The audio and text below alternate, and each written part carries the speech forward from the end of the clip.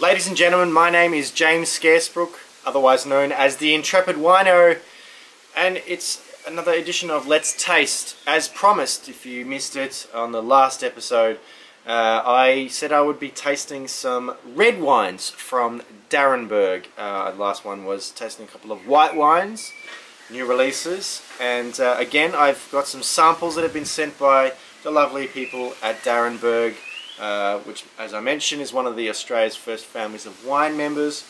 And McLaren Vale, obviously very well known for red wines, Shiraz, Grenache, that kind of thing.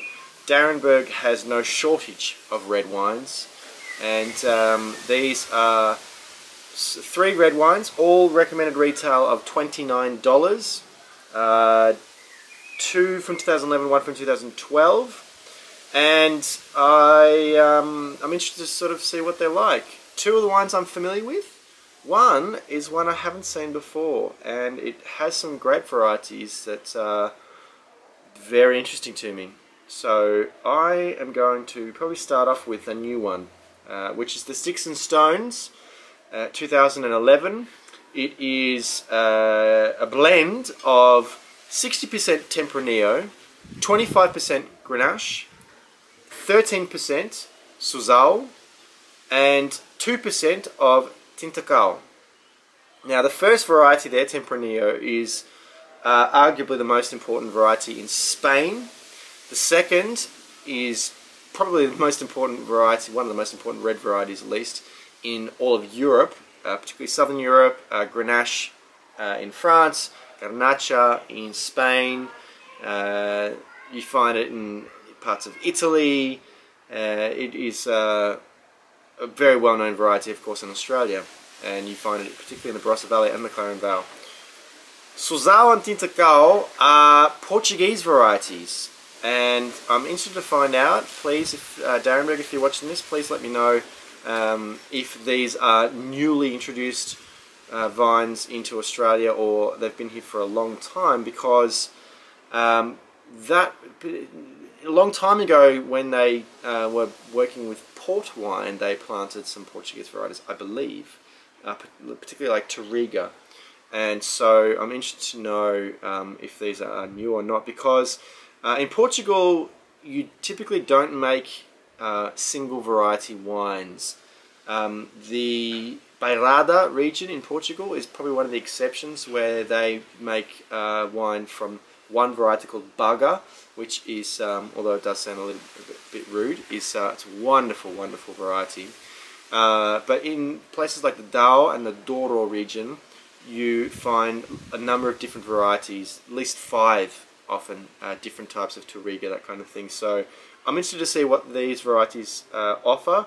The Douro and the Douro region are both quite warm and very dry, so they the varieties in those regions are, in my opinion, very ideal for those warm, dry regions of Australia. So this is, like I mentioned, the 2011 vintage. I'm going to crack it and see what it looks like.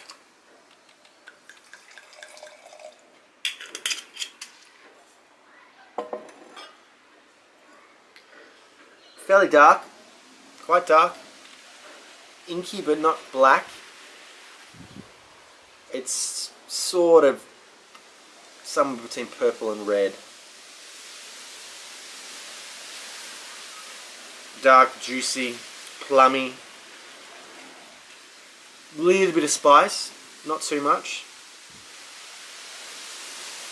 Yeah, red fruits, dark red fruits. Let's taste.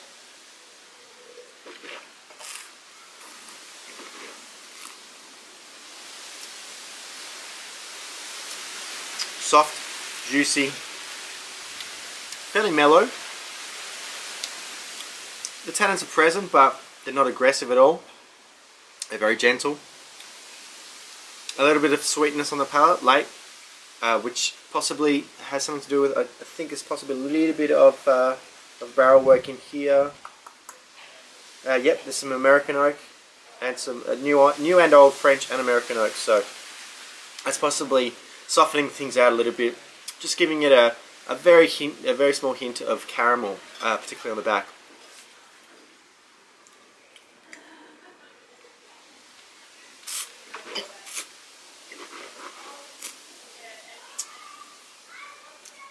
Look, it's a delicious red wine. I don't think you're going to be disappointed by that. The blend is very interesting because I guess it's predominantly, you could say that this is a Spanish meets a little bit of Portuguese. It's a very interesting blend, but in my humble opinion, it's possibly not showing enough of the variety. It's certainly showing McLaren Vale, it's showing Darrenberg, but I'm not really seeing enough of the varieties in there. So I'm interested to sort of see how this wine evolves, not this vintage, but the Sticks and Stones wine over a number of years evolves, because I wonder if the blend will stay the same or if it'll change. Who knows? That's a very interesting stuff. Let's move on to the Derelict Vineyard, which is 100% Grenache apparently. 2012 vintage this one is.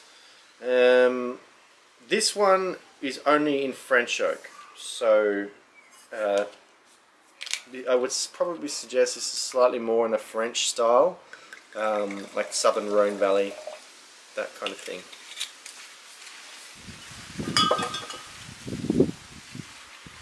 Again, reasonably dark, but not as intense as the first wine. There's a little bit of clarity to it. Very aromatic. Probably important to note that this is 1 year younger, and so that possibly might explain the slightly increased vibrancy in the aromatics. Quite pretty. It has a sort of a red candied kind of character, but some sort of red earth as well. Let's taste.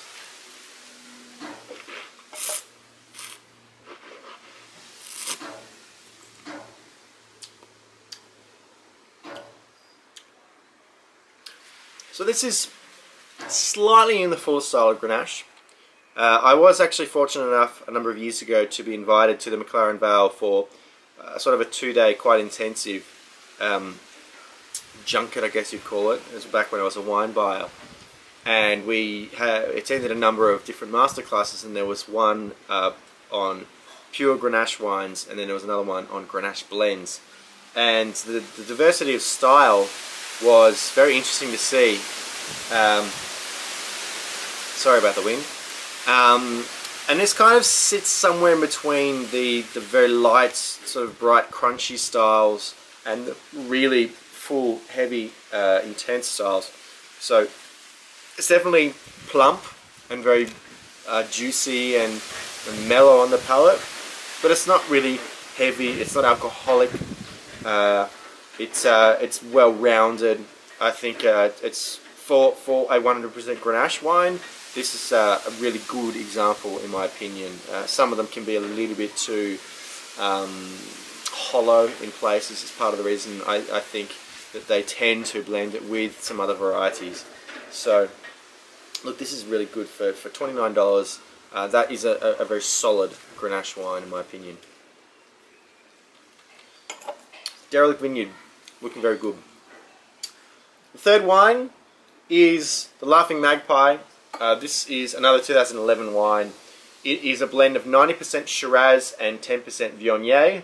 Shiraz Viognier being quite a common blend in the Northern Rhone Valley, and certainly has had a resurgence in Australia, or not a resurgence, but it became popular to sort of, if you weren't already to blend them, but if you were already to actually market them as Shiraz Viognier blends. This one is again a mixture of French and American oak. So let's have a look at this one.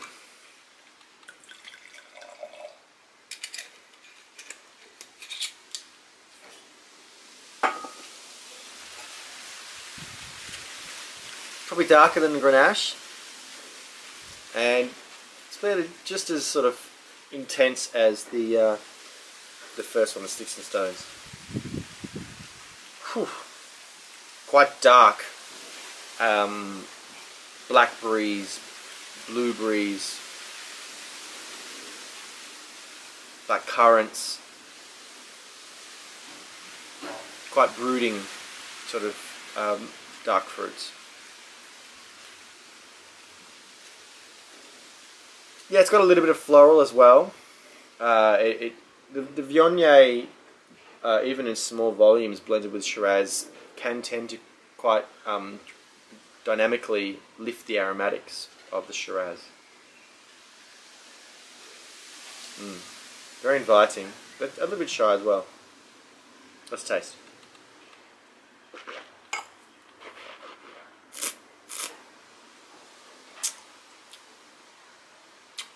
This is quite a dry style of Shiraz. Quite dry in tannins.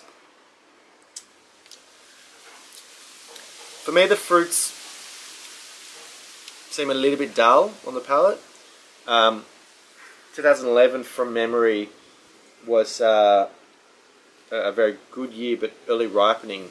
And I don't know, the Viognier maybe sort of sitting over the Shiraz, kind of like a blanket, sort of dulling the fruit a little bit. It's very solid. It's a very solid expression of Shiraz. It's just, it's a little bit awkward. Yeah, it's a bit drying for me. I think, yeah, of the three, the Derelict Vineyard definitely is the real standout. I think the Sticks and Stones is very exciting. It's exciting to see these varieties in this blend. Laughing Magpie isn't quite delivering there, but I'd be interested to see it in another vintage to see you know, where it might be going in a different year. But look, this was a really interesting exercise to compare three of the Derelict red wines. I hope you've enjoyed this little tasting. Thank you very much, Derelict, again, for sending me these bottles. I always appreciate the opportunity to look at more wines. Thank you very much.